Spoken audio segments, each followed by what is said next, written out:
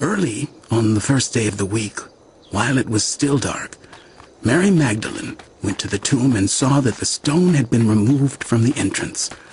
So she came running to Simon Peter and the other disciple, the one Jesus loved, and said,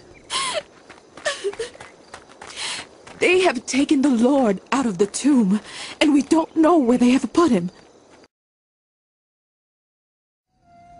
Now Mary stood outside the tomb crying. As she wept, she bent over to look into the tomb and saw two angels in white seated where Jesus' body had been, one at the head and the other at the foot. They asked her, "Woman, why are you crying?" "They have taken my Lord away, and I don't know where they have put him."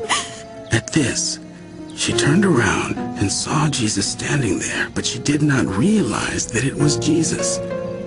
He asked her, "Woman, why are you crying? Who is it you are looking for?"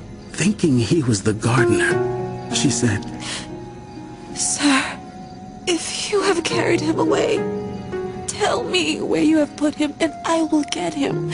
Jesus said to her, "Mary." She turned toward him and cried out in Aramaic, "Rabboni!" which means teacher. Jesus said, "Do not hold on to me, for I have not yet ascended to the Father.